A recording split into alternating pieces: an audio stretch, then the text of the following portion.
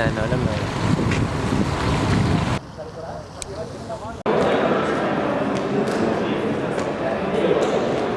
انت ايش تسوي هنا؟ والله شلونك؟ شو اخبارك؟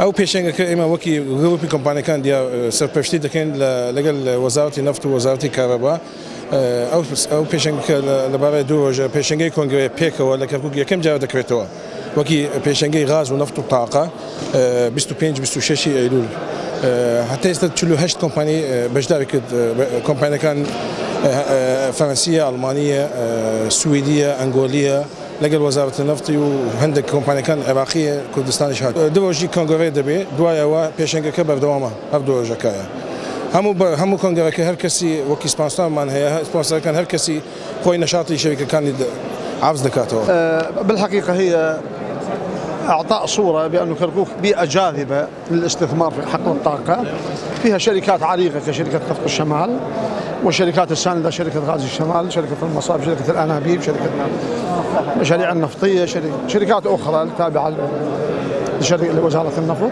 هذا المعرض هو تجميع لمجموعة شركات مساندة واستثمارية وفرصة للتعريف بإمكانيات كركوك في الاستثمار في القطاع النفطي والقطاعات الأخرى. وطبعا مشاركة أيضا هناك شركات إنشائية هناك شركات عقارية تحاول أن تستفيد من مثل هذه الفرص.